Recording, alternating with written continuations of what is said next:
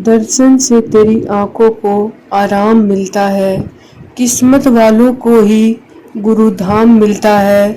मत करना कभी खुद से दूर मुझे मेरे सतगुरु, चरणों में तेरे मुझको सुख तमाम मिलता है। जय गुरु जी। संगत जी, गुरु जी 777 चैनल पर आप सबका स्वागत है। संगत जी, आज का सत्संग हमें एक आंटी जी ने रिकॉर्ड करके भेजा है। आप भी सत्संग को अंत तक जरूर सुने। संगत जी, यदि हम किसी दुविधा में हैं, हम कोई फैसला नहीं कर पा रहे हैं, हम किसी दो निर्णय पे अटके हुए हैं कि हमें ये करना चाहिए या ये करना चाहिए, तो संगत जी हमें वो दोनों बातें एक पर्ची पर लिखकर, अलग अलग पर्ची पर लिखकर गुरुजी के स्वरूप के सामने रखकर गुरुजी से अरदास करनी चाहिए कि गुरुजी मेरे ये फैसले करने में मेरी मदद करो, गुरुजी मुझे ब्लेस करो। फिर संगत जी कुछ टाइम बाद जैसे रात को रखी और सुबह उस पर उनमें से कोई एक पर्ची उठाकर जैसे गुरुजी का आदेश आए वैसे करे। संगत जी, कई बार गुरुजी के फैसले हमारी मर्जी के खिलाफ आते हैं संगत जी, तो हमें उन्हें भी मानना चाहिए, क्योंकि संगत जी आगे चलकर उन बातों से या उस फैसले से हमारे जीवन में क्या अच्छा या बुरा होने वाला है, ये गुरुजी से ज़्यादा बेहतर कोई नहीं जानता। इसलिए संगत जी गुरुजी के फैसले का सम्मान करें और जैसे गुरुजी ने बोला है वैसे करें संगत जी। और हर वक्त मंत्र जाप करें। मंत्र जाप में वो शक्ति है जो बड़े से बड़े कष्ट को काट सकती है, बड़े से बड़े दुविधा से हमें निकाल सकती है। संगत जी, सत्संग को बीच में कभी भी न छोड़े, क्योंकि कब गुरुजी ने हमें ब्लेस करना है, कब किस पल गुरुजी ने हमारे सवालों के जवाब दिए हैं, तो संगत जी हमेशा सत्संग को पूरा सुने। जय गुरुजी। ओम नमः शिवाय। शिवजी सदा सहाय। ओम नमः शिवाय। गुरुजी सदा सहाय। जय गुरु जी। शुक्राना गुरु जी, शुक्राना मेरे प्यारे प्यारे मालिक। संगत जी, ये मेरा दूसरा सत्संग है। गुरु जी का बहुत टाइम से मैसेज आ रहा था कि अपना सत्संग शेयर कर, अपना सत्संग शेयर कर। मैं कर ही नहीं पा रही थी। मैं बोलूँ कि काम था या फिर नहीं कर पा रही थी मैं। तो आज मैंने सबसे पहले यही सोचा कि मेरे को आज सत्संग शेयर करना, बाकी सारे काम बाद के हैं। पहले मैं अपने गुरु जी का शुक्राना करूँगी। तो संगत जी, मैं आज आपको बताऊंगी कि गुरुजी की ब्लेसिंग मुझे कैसे मिली और कितनी सारी ब्लेसिंग्स मुझे गुरुजी की मिले। उनका प्यारा भरा आशीर्वाद मेरे सर पे रहा है। जब मेरी मदर इन लॉ की डेथ हो गई थी, मैं बहुत ज़्यादा डिप्रेशन में आ गई थी। मेरे हस्बैंड भी बहुत ज़्यादा डिप्रेशन में आ गए। हम एक दूसरे से बात भी नहीं करते थे, मतलब घर का माहौल कुछ ऐसा ही हो गया था। रहते रहते कुछ दिन बाद भी लोगों के रंग दिखने लग गए थे और हम कुछ बहुत अकेले से हो गए थे।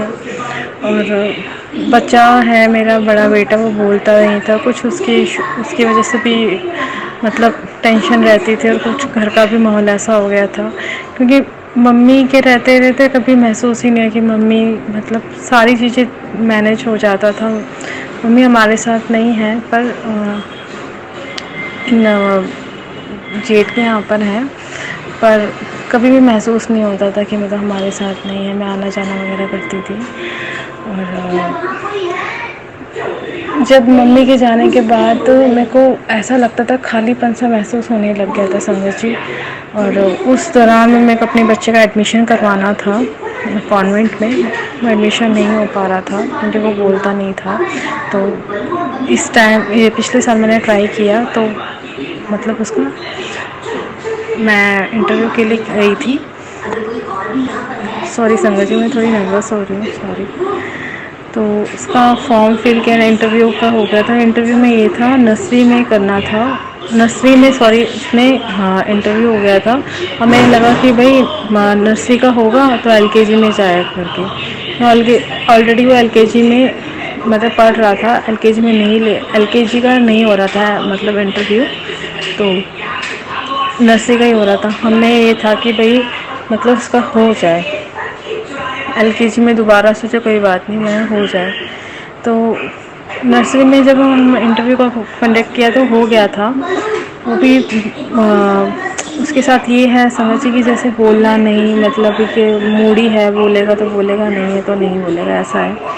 तो मेरे को ये भी बहुत ज़्यादा नर्वस हो रहा था, पर गुरु जी का नाम लेके भैया सेलेक्ट हो गया था। फिर कुछ जब इसके पापा ने मुझे बताया सिलेक्शन हो गया, मैं पेपर्स लेकर के आए सिलेक्शन का, मैंने सबसे पहले भगवान जी के सामने रखा, गुरु जी के सामने रखा, गुरु जी को बहुत बहुत प्रणाम किया, बहुत थैंक्स कहा मैंने। और ये शायद कुछ दिन की खुशी थी, ये खुशी भी पूरी नहीं हो पाई। फिर एक इशू हो गया तो स्कूल में आया कि भाई इसका जो हम ये था कि हम गए थे मतलब बात करने, तो उन्होंने बोला कि भाई ये नर्सरी में जाएगा, मतलब एलकेजी में नहीं जाएगा। हमने बोला जब नर्सरी का इसने क्लियर कर दिया है तो ये एलकेजी में जाएगा। कहते नहीं, ये नर्सरी का इंटरव्यू हुआ है तो नर्सरी में ही जाएगा। कुछ ऐसे इशू होने लग गया, तो हमने फिर बोला ये तो गलत है, मतलब फिर उन्होंने बोला चलो ठीक है दोबारा से इसका इंटरव्यू कर लेते हैं। तो दोबारा से किया हम, उसके बाद तो गए हम लोग, सिर्फ 1 मिनट लेट हो गए तो डिले हो गया था। तो नेक्स्ट डे हम लोग गए, गुरु जी का नाम लेके गए। उस टाइम मेरे बच्चे का मूड बहुत ख़राब था, मुझे ऐसा लग रहा था कि शायद ही पता नहीं क्या होगा भी या नहीं, ऐसा लग रहा था। तो गुरु जी पे मैं गुरु जी का नाम ले रही थी, तो मतलब याद कर रही थी मैं, और मतलब अच्छे से हो गया उसका। बस हिंदी में थोड़ा नहीं किया उसने, मेरे को लग रहा था ये पता नहीं क्या होगा। फिर मैंने गुरु जी को बोला गुरु जी प्लीज़ कैसे भी उसका मतलब ये क्लियर हो जाए, तो मान गए थे। फिर उसका इंटरव्यू क्लियर हो गया था। समझ जी आज के टाइम में बच्चों को पढ़ाना ना इतना आसान नहीं है, और आजकल तो बड़े स्कूलों में तो हर छोटी छोटी बात पर बड़ा इशू कर देते हैं। तो हो गया सब भगवान की दया से अच्छे से हो गया, गुरु जी के आशीर्वाद से बहुत अच्छा से। मैं बहुत खुश हुई, मैं मिठाई लेकर के सबसे पहले गुरु जी को भोग लगाया और भगवान जी को भी भोग लगाया। मेरे को बहुत अच्छा लगा, मैंने कहा गुरु जी आपने इतनी जल्दी सुन लिया। समझ इससे पहले मैं आपको बताऊंगी, जब उसका ये जब इशू आया नर्सरी में होगा एलकेजी में नहीं होगा, तो मैं बहुत रोने लग गई थी। घर में आकर के बहुत ज़्यादा रोने लग गई थी। ऐसा लग रहा था मेरे हस्बैंड मुझे डांटने लग गए थे, जब भी बेटे का कुछ होता है तो सीधे मुझे ही डांटते थे। मैं रोने लग गई थी, गुरु जी क्या हो रहा है मेरे साथ। एकदम से मैंने यूट्यूब में स्क्रॉल करती रही, ऐसे मूड ख़राब था, तो एकदम से गुरु जी का मैसेज आया, पुत्र तेरा एडमिशन हो गया। एकदम से मन की बात ऐसा लग रहा था, मेरे मुँह से छीन ली थी, मुझे बहुत खुशी हुई थी। तो मैंने ये सोच रही थी गुरु जी ऐसे कैसे बोल सकते हैं एडमिशन में। मैंने एडमिशन तो हुआ ही नहीं है, और इनफैक्ट इंटरव्यू भी क्लियर नहीं हुआ। उसके बाद मैंने गुरु जी के सामने पर्ची डाली, मन में आ रही थी बात, तो मैंने इसमें आया था हाँ हो जाएगा। तो नेक्स्ट डे गए थे और उसका क्लियर हो गया था। मेरे को एकदम से विश्वास ना और बढ़ गया, और मैं गुरु से और कनेक्ट हो गई थी। वो लगाया जब, बहुत खुशी से ऐसा लग रहा था कि कोई है हमारे साथ। मैंने गुरु जी अरदास करी, गुरु जी हमारा तो कोई है नहीं, कोई बड़ा भी नहीं। मैंने कहा आप पियो घर के बड़े बन कर के हमारे घर में रहना, और हमारा आपका हाथ हमारे सर पे रहेगा, आपका आशीर्वाद हम पे बनाए रखना, बस हर चीज़ों से हर बुराई से बचा के रखना गुरु का। और मन में आए कि मतलब जब मैंने उनको अपने घर में एक मेंबर की तरह मैंने रखा है, तो ऐसा अगर मैं भोग लगाना शुरू कर दिया, मैंने तीनों टाइम भोग लगाना, पूजा वगैरह करना, जितना मेरे से हो सका। मैं इसको सेवा का नाम नहीं लूँगी, क्योंकि ये इतनी बड़ी सेवा तो नहीं है गुरु जी की, मतलब मेरी औकात से ही बाहर है। मतलब मेरी इतनी औकात नहीं है कि मैं उससे ज़्यादा अच्छा करना चाहती हूँ, पर पता नहीं गुरु जी कब मुझे वो मतलब शक्ति देंगे, और मुझे कब वो आशीर्वाद देंगे जो मैं सेवा चाहती हूँ वो जो मिले मुझे। पर जितना मेरे से हो सकता है मैं कर रही हूँ, और बस गुरु जी से मैं बहुत प्यार करती हूँ, उन्होंने मुझे बहुत दिया।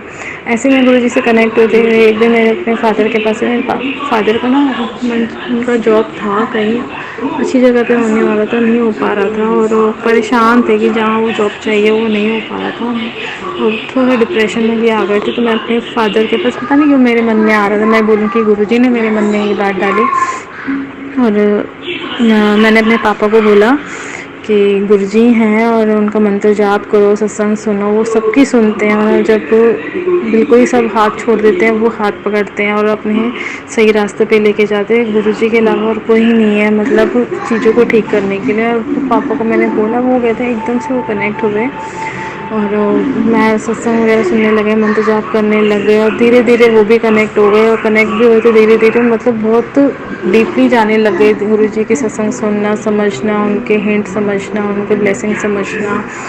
मतलब विश्वास आने लग गया था। और भी कुछ ही दिन बाद उनकी मनपसंद जॉब उनको मिली। उन्होंने मुझे गुड न्यूज़ सुनाई और उन्होंने मुझे बोला हाँ, जहाँ उनका ऑफिस है उनके बॉस भी गुरुजी को मानते हैं। और बहुत हैरानी की बात थी कि मुझे बहुत अच्छा लगा, मतलब गुरुजी ने सब अच्छा कर दिया। मतलब इतनी जल्दी वो सुनते हैं, मैं मन में आता था कि मतलब एक सेकंड नहीं लगाए उन्होंने जब मतलब सुनना और सारी प्रॉब्लम एक झटके में ठीक कर दिया। मुझे बहुत अच्छा लगा। मतलब गुरुजी की वजह से मेरे पापा की सारी प्रॉब्लम ख़त्म हो गई, हमारी भी प्रॉब्लम थी वो भी ख़त्म हो गई थी। बहुत जल्द विश्वास करने लग गया था गुरुजी से, और ज़्यादा से ज़्यादा मैं कनेक्ट होने लगी। मेरे फादर और मैं जब सत्संग सुनते थे, किसी से शेयर करते थे, गुरुजी की ब्लेसिंग्स भी शेयर करते थे। गुरुजी मुझे रोटी में ओम दर्शन वगैरह देते थे मुझे, और मतलब एक प्रेजेंस फील कराते थे कि मतलब ऐसा नहीं कि मुझे गुलाबों की खुशबू आती थी, मतलब फील होता था मेरे साथ हर, मतलब हर अच्छाई में बुराई में वो मेरे साथ खड़े हैं। मतलब मेरे साथ जो भी बुरा हो रहा है ना वो देख रहे हैं, पर वो सब ठीक कर देंगे। गुरु जी का मैसेज आता है पुत्र को कुछ मत बोल, तो गुस्सा मत किया कर, मैं हमेशा तेरे साथ हूँ और तू शांत रहा कर बस। मेरे इन लॉज के यहाँ पे भी कुछ प्रॉब्लम्स वगैरह हो रही थी, इश्यूज़ हो रही थी, मैं बात नहीं करती, मैं जाना भी बंद हो गया था और नहीं हो रहा था कुछ भी ठीक। तो मैंने गुरु जी को अरदास लगाई, गुरु जी ठीक करो सब कुछ। गुरु जी ने धीरे धीरे वो भी ठीक किया। अभी तक पूरा नहीं हुआ पर बहुत हद तक उन्होंने चीज़ों को ठीक किया, उसके लिए मैं बहुत बहुत शुक्राना करूँगी गुरु का।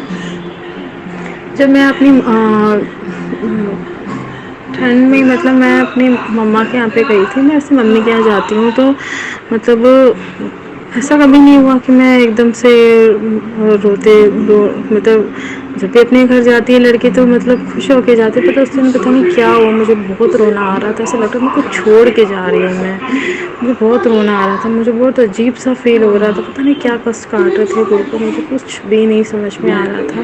मैं गुरु जी के सामने रोने लगी, मैंने कहा गुरु जी मैं जा तो रही पर क्यों मुझे ऐसा लग रहा है, बहुत रोना सा आ रहा है, मैं बहुत रो रही थी, ऐसा लग रहा था कुछ छोड़ गया। मैंने गुरु जी को बोला गुरु जी प्लीज़ ध्यान रखना, मुझे समझ में आ रहा मैं क्यों रो रही हूँ। पर पूरे रास्ते में ऑटो में बहुत रोती हुई जा रही थी, और मैं जब वो अपने भाई के यहाँ पे गई तो थोड़ा सा मतलब ठीक हो गया। तो मैं अपनी मदर के साथ ही गई थी, मेरे हस्बैंड नहीं गए थे। मैंने गुरु जी को बोला मेरे हस्बैंड का ध्यान रखना।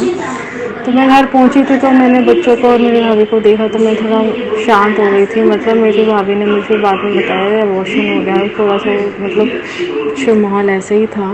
और मैं जब रात को सोई थी, गुरुजी मेरे सपने में आए थे।